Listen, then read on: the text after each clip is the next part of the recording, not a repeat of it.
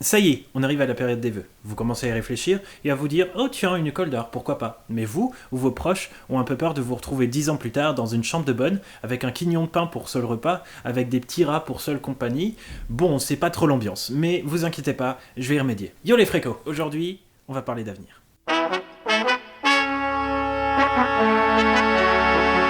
Cette vidéo, c'est typiquement le genre que vous pouvez montrer à vos proches, à votre famille pour les rassurer un peu sur votre choix de cursus, ou peut-être aussi pour les convaincre. Du coup, je vais me présenter brièvement avant de commencer.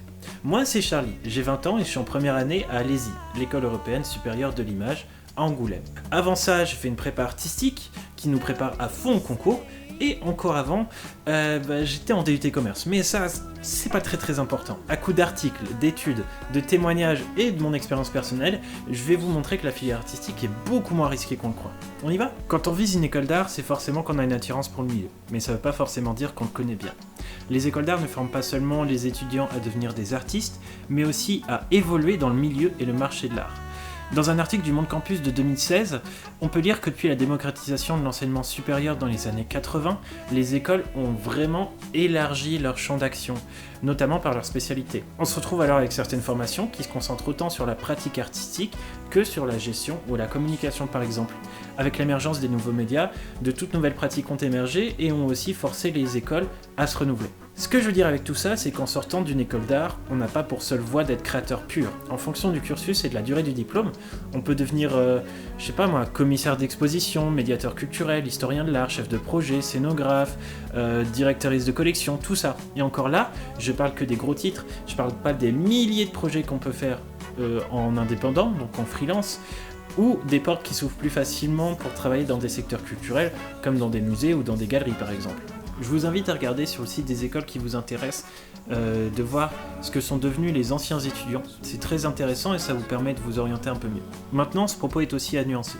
Dans une étude de 2015 par le ministère de la Culture, on peut analyser en détail l'insertion professionnelle des élèves en fonction de leurs études et leurs options. Des élèves en art, bien sûr. Je vais pas tout vous lire, mais on peut en dégager des infos importantes. Déjà, d'après cette étude, 3 ans après leur entrée sur le marché du travail, 8 diplômés sur 10 sont en emploi, dont 7 dans le milieu artistique. C'est pas mal, mais fouille un peu plus. Là, en gros, la différence se fait au niveau du choix d'options, entre art, design graphique et design graphique communication. Les deux derniers s'en sortent un peu mieux 3 ans après le diplôme, avec 9 actifs sur 10 contre 8 sur 10 pour les élèves en option art. Je vous invite à consulter l'étude en détail, puisqu'elle analyse secteur par secteur, musique, textile, design, tout ça. Alors que moi, je me dois d'abréger un peu. La différence entre option art et option design se traduit aussi par le salaire. Dans un article du Monde Campus qui parle de la même étude dont je parle maintenant, on peut lire ceci. Il faut savoir que les conditions d'emploi et les revenus varient aussi selon la spécialité étudiée. En moyenne 20 000 € par an en 2014 pour les filières design et graphisme, menant à des métiers aussi variés que designer, scénographe, illustrateur, coordinateur de projets culturels, etc., contre 12 000 € pour les artistes plasticiens. Résultat, sur l'ensemble des diplômés sortant des écoles d'art plastique, entre 5 et 20% entreprennent finalement une carrière d'artiste plasticien. Le modèle qui s'impose assez rapidement pour nos diplômés est en fait la pluriactivité, commente Christelle Kirchstetter, la directrice de l'école supérieure des beaux-arts de Nîmes, ESBAN. Les élèves deviennent par exemple médiateurs ou enseignants et artistes indépendants. Si vous souhaitez vous orienter vers le métier d'artiste plasticien plutôt que vers le design par exemple, la pluriactivité est en effet une solution non négligeable. À titre personnel, la majorité des profs que j'ai eus et que j'ai encore ne sont pas seulement des profs, ils ont des activités à côté. Alors soit ils sont artistes, soit ils écrivent des livres, tout ça. On s'éloigne de la définition professorale, par exemple comme dans un lycée, pour se rapprocher plutôt d'une image d'enseignant extérieur, vous voyez ? Enfin d'intervenant qui vient faire des workshops, des choses comme ça, mais qui a d'autres choses à faire, tout simplement. Il y a aussi des résidences d'artistes qui peuvent en intéresser plus d'un. Les filières artistiques ont des débouchés.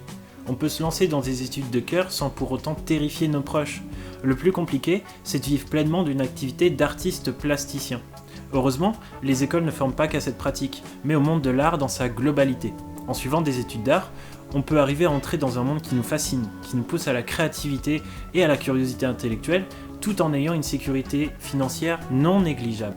Il faut cependant être très attentif à l'axe d'enseignement que prend l'école, parce que chaque établissement a sa personnalité, on va dire. Et du coup, pour pas être déçu, il faut vraiment être très attentif à ce niveau-là, donc les matières qu'ils proposent, les valeurs qu'ils prônent. Si vous pouviez discuter avec des élèves qui sont déjà dedans, je pense que c'est une bonne idée. Un bon moyen d'avoir un choix éclairé sur nos écoles, c'est aussi de faire une prépa artistique. On va te préparer totalement au concours et aussi te donner plein d'infos sur les écoles que tu vises. Mais bon, ça, c'est un autre sujet. J'espère vous avoir rassuré et pas trop assommé avec tous ces chiffres. On se retrouve très bientôt dans une nouvelle vidéo. Ciao! Now everything's better under the sun. Talk in the dark under your smile.